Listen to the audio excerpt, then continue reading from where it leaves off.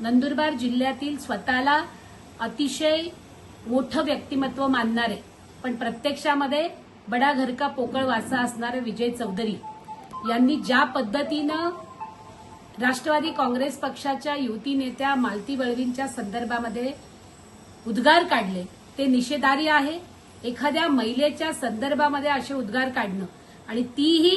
कुठल्याही प्रकारचा वशिला नसताना आणि कोणतीही पार्श्वभूमी नसताना स्वतःच्या पायावर उभी राहत लढणाऱ्या सामाजिक क्षेत्रामध्ये स्वतःचा ठसा उमटवलेल्या अशा युवती नेत्याबद्दल असे उद्गार काढणे हे निषेधार्ह आहे आणि आम्ही मालती वळवींच्या सोबत आहोत। त्याचबरोबरीनं माजी खासदार हिनाताई गावित आत्ताच्या मंत्री रक्षाताई खडसे आणि राष्ट्रवादी शरद पवार गटाच्या प्रदेशाध्यक्षा रोहिणी खडसे यांच्याबद्दल आणि तमाम महिला भगिनींच्याबद्दल जे उद्गार काढले आहेत विजय चौधरींनी ते अतिशय निषेधार्ह आहेत। त्यांना कठोरात कठोर शिक्षा झाली पाहिजे